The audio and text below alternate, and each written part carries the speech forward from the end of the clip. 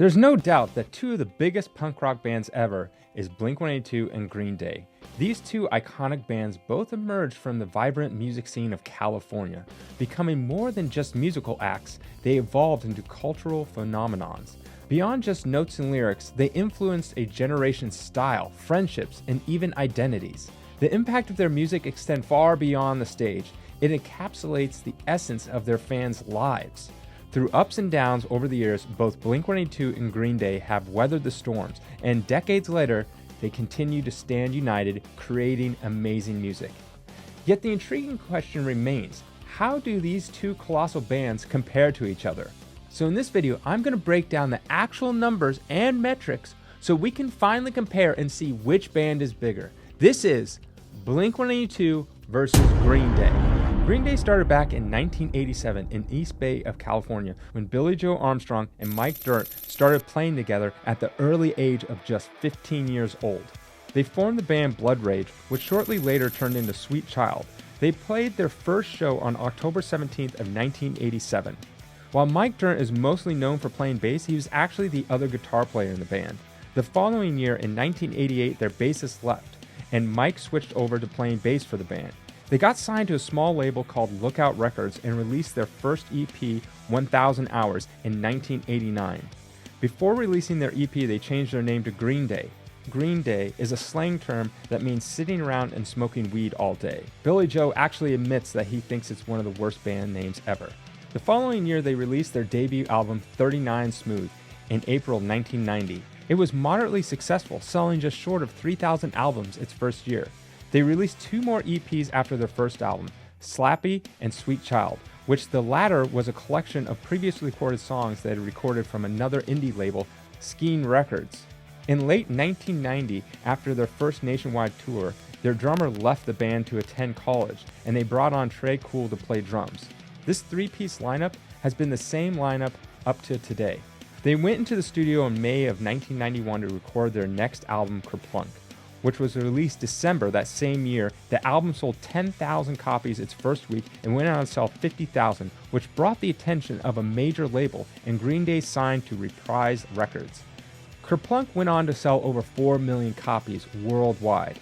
After being signed to a major label, they got banned from playing their local venue, 924 Gilman, as they only really allowed small bands to play there.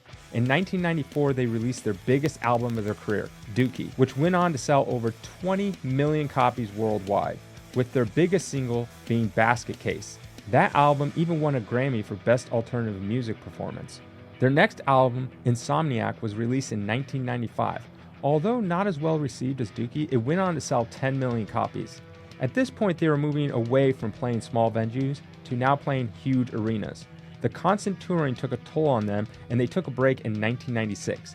But they would continue to write, and by the time they went to record their fifth studio album, they had about 3 dozen songs.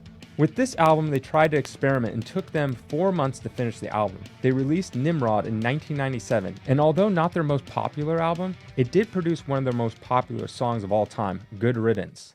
With that huge hit, the album went on to sell over 5 million copies worldwide. Between touring and breaks, their next album didn't come out until 3 years later in 2000. Warning was released in December of 2000. They had minor hits with Minority and Warning, but overall, this album fell short of their other albums. It initially sold pretty well, but as time went on, mix in file sharing like Napster becoming a thing, and the album not really connecting with people, it ended up with 3.5 million copies worldwide. With their popularity declining, they went back into the studio in summer of 2003 and recorded their next studio album, Cigarettes and Valentines, which consisted of 20 songs. Before they could release the album, someone broke into the studio and stole all the masters of the album. So instead of re-recording the album again, they decided to start from scratch as they thought those songs didn't represent their best work. The idea proved to be worthwhile as the album came out and would be their biggest album since Dookie. They released American Idiot in 2004, and this was the first time one of their albums hit #1 on the Billboard charts. With the help of their massive singles such as American Idiot, Boulevard of Broken Dreams, Holiday, and Wake Me Up When September Ends, the album went on to sell 16 million copies worldwide and won a Grammy for Best Rock Album. Nearly 5 years passed between their previous album and the next album, which would be called 21st Century Breakdown. They had 45 songs written for this album going into the studio, and once finished, it was released on May 15th of 2009. This album was meant to be more of a concept album rock opera. Although not as big as their previous album, they did win another Grammy for this album, and it went on to sell nearly 4 million copies worldwide. Their next album would be split into 3 separate albums, Uno, Dos, Tres. They would all be released in late of 2012. These albums were not received very well and only went on to sell a little over 2 million copies worldwide with all 3 combined, with Trey being their lowest performing album in their entire career up to this point. 4 years later, they would return in the studio for the 12th studio album, Revolution Radio, which was released in October of 2016. Many people agreed this was the return form for Green Day. The album was received well, but at this point, physical album sales were nearly all but taken over by streaming. So now they use new metrics to consider something as a sold album. By this new system of counting album sales, it sold the equivalent of 1.2 million copies worldwide. Higher than their previous albums, but not what Green Day has done in the past. For their next album, they had 16 songs, but couldn't find a way to string them all together. So they just picked the best 10 and released them on their 13th studio album called Father of All Motherfuckers.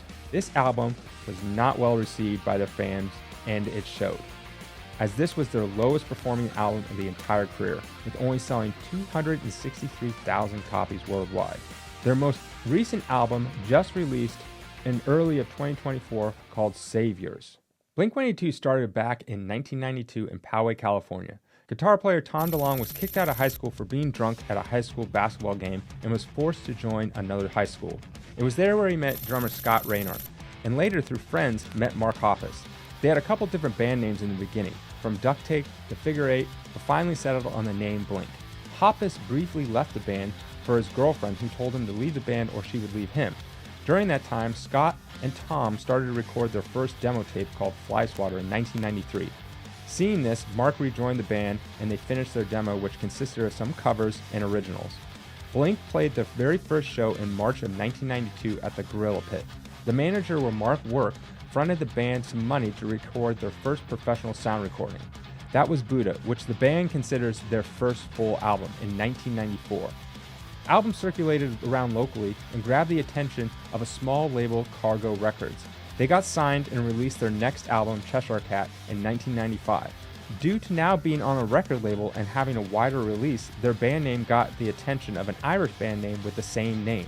They threatened to sue them, so Blink changed their name to Blink-182. Interesting story, I was at the dentist the other day, and the person taking pictures of my teeth was a guy who used to be in punk rock bands back in like the early 90s and actually played with Blink-182. Actually, Tom DeLonge was like their fourth guitarist in their band called Tilt Wheel. And Blink-182 loved their sound so much, they actually used their gear to record Cheshire Cat. Their album Cheshire Cat did really well and went on to sell over 250,000 copies. During this time, Tom was also playing guitar in another San Diego punk band, Tilt Wheel, but once they got signed, he left the band to focus his whole attention on Blink-182. After touring constantly for that album, they got the attention of a major label, MCA Records. They went into the studio to record their third album, Dude Ranch. Scott hurt himself at the signing party and was in a wheelchair for the entire recording of the record, but he was still able to record his parts. During the recording, they would go across the street and eat at Sombrero's Mexican food for lunch every day, which made its way into their single, Josie. They released the album in 1997 and it was a big success, going on to sell 1.1 million copies, which got them certified platinum. After the recording of this album, the band started to have internal fighting, which resulted in Scott being kicked out of the band.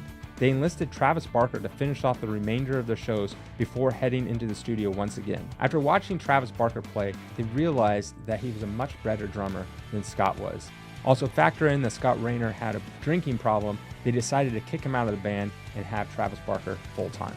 In 1999, they would release their biggest album ever, Enema of the State. The album charted at number 9 and went on to sell 15 million copies worldwide. At the time of the recording, Travis Barker was just a hired musician, so he didn't get any of the writing credits, although he did help a little. After the album's release, they made Travis an official member of the band. Just 2 years later, they would follow up their massive success with another huge album. After the record was recorded, they showed it to their manager, who said he liked it, but there was not any Blink-182 Good Times Summertime hits. which to that, Mark and Tom got mad and said they were going to go home and write new songs. Mark wrote Rock Show in 10 minutes and Tom went and wrote First Date, which both became their most successful songs on the album. Take Off Your Pants and Jacket was released in 2001 and was the first punk rock album to reach number 1 on the top Billboard 200 charts. It went on to sell 14 million copies worldwide. The following year, Tom wanted to write more harder songs and not so pop punk. He created a side project called Boxcar Racer and released an album which topped the charts and went on to sell 7 million copies worldwide. This put a bad taste in Mark's mouth, as he wasn't part of the album and felt left out. The next year, they went back into the studio and recorded their 6th studio album. They wanted to move away from the poppy sound and have more of a harder, unique sound for the album. Their entire recording process was recorded for an MTV show where they rented a house and wrote the album. This would be the last album their longtime producer Jerry Finn would work on, as he passed away a few years later. The self-titled album was released in 2003 and peaked at number 3 on the top charts, selling 7 million copies worldwide. A few years later in 2005, Blink-182 would break up due to internal conflicts. Tom went and created Angels Airwaves while Mark and Travis created Plus 44. Angels Airwaves was pretty successful while Plus 44 was not. In 2008, Travis got in a plane crash and nearly died. This prompted Blink to get back together. They got back into the studio and released Neighborhoods in 2011. Although it started peaking at number 2 on the top 200 Billboard charts, it quickly fell and ended only selling less than 500,000 copies worldwide, which is their lowest sales for any record at that time. They even got dropped by their record label. Tom commented that he was too heavy-handed in trying to change Blink sounds for that album. Tom left the band once again and they enlisted Matt Skiba from Alkaline Trio in 2015. They released their next album, California, in 2016. It charted at number 1 on the top Billboard charts and became the 9th best-selling rock album of the year 2016. It went on to sell 1 million records when you account for streaming. It was also the only time ever that Blink-182 got nominated for a Grammy, which was the best rock album for California. In 2019, they released their 9th studio album called 9, with Matt Skiba still part of the band. They recorded 30 songs for the album, which after listening to them, they felt they all sounded the same as their last album, California. So they scrapped them and started over. They released 9 in 2019 and it performed the worst out of any of their albums. Although it started out on the charts as number 3, it quickly fell and only sold 202,000 records worldwide. Although bear in mind, album sales at this point don't really matter due to it's mostly just streaming at this point. Mark was diagnosed with cancer in 2021, which sparked Tom to rejoin the band once again. They released one more time in 2023, and it became their 3rd album to hit number 1 on the Billboard Top 200 charts. It has gone on to sell less than 500,000 copies worldwide, which in today's terms is a hit due to streaming. But although album sales meant a lot back in the day, they don't really mean much anymore. Now it's all about streaming. So let's compare their streaming numbers. Blink-182's number 1 stream song is All the Small Things, at 1,014 million. Green Day's number 1 stream song is Basket Case at 986 million. Here's a list of Blink-182's top 10 most streamed songs. Here's a list of Green Day's top 10 most streamed songs. If you look at their monthly listeners, Blink-182 has 9,805,000. Green Day's monthly listeners is 31,229,000. If you look at their Spotify followers, Blink-182 has 7,987,000. Green Day's followers is 14,594,000. Currently on Spotify, Blink-182 is ranked 353rd in the world. Currently on Spotify, Green Day is ranked 154th in the world. If you look at their total streams on Spotify, Blink-182 has 7.6 billion streams. Green Day's total streams are 9.7 billion. If you check out their latest album's release, Blink-182's One More Time has 227 million streams. Green Day's latest album, Saviors, has 50 million streams. Off of their latest album, Edging is their top song with 59 million streams. Off their latest album, Saviors, American Dream is Killing Me is their top song with 13 million streams.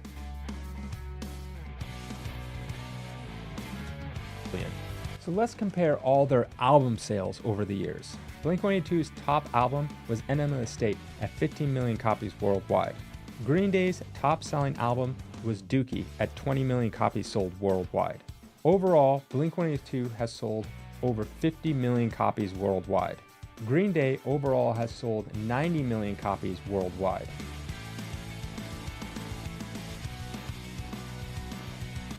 So although album sales aren't what they used to be due to streaming, one thing that's constant is the Billboard charts. So let's compare how many times they've each charted, whether it's an album or a single. Blink-182 has had 3 #1 Billboard Top 200 charts. Green Day has 3 #1 Top 200 Billboard charts. Blink-182 has had 23 songs chart in the top 10. Green Day has had 36 songs chart in the top 10. A diamond chart is considered selling 10 million copies. Blink-182 has 0 diamond records. Green Day has 1 diamond record. Platinum is considered selling 1 million copies. Blink-182 has 9 platinum records. Green Day has 31 platinum records. Blink-182 has 9 gold records. Green Day has 18 gold records.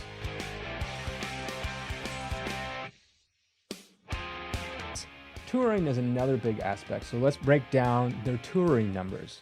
From all the touring combined where Blink-182 is the headliner, they have made a total of $206 million. From all the touring where Green Day was a headliner, Green Day made a total of $205 million. Blink-182's highest grossing tour was the reunion tour in 2023, where they made $85 million. Green Day's top grossing tour was American Idiot at $62 million.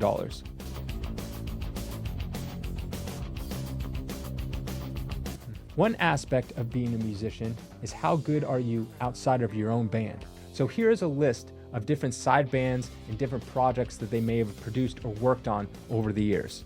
Here's a list of all Blink-182's side projects. Here's a list of all Green Day's side projects.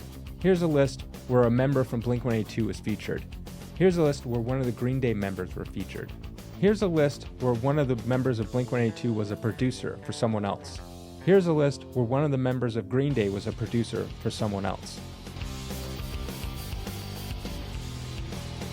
Listening to music is just one aspect of a band. Also watching them on their music videos is another huge aspect. So let's compare their YouTube stats and music videos. Blink-182's top music video is I Miss You at 395 million views. Green Day's top music video is Boulevard of Broken Dreams at 780 million views. Blink-182's YouTube channel has accrued 2.2 billion views. Green Day's YouTube channel has accrued a total of 3.5 billion views. From their most recent album, Blink-182's top music video is One More Time at 21 million views. Off of Green Day's most recent album, Saviors, American Dream Is Killing Me has a total of 3 million views. Blink-182's total YouTube subscriber count is 3.1 million. Green Day's YouTube total subscriber count is 6.6 million. In this day and age, social media is a good indicator at just how popular someone may or may not be. So let's dive into their social media accounts. Here's a list of the total number of followers that Blink-182 has on each social media platform. Here's a list of the total number of followers that Green Day has on each social media platform. Here's a list of the total number of followers that each member of the band Blink-182 has on their personal social media accounts. Here's a list of the total number of followers that each member of the band Green Day has on their personal social media accounts. In total, the band Blink-182 has 37.3 million followers. In total, Green Day has a total of 44.5 million followers. Throughout the years, there are many different accolades and awards that they win, so let's break down those numbers. Blink-182 has had 1 Grammy nomination and 0 wins. Green Day has had 17 Grammy nominations and 4 wins. Overall, Blink-182 has 64 different nominations and 22 wins. Overall, Green Day has 214 nominations and 92 wins.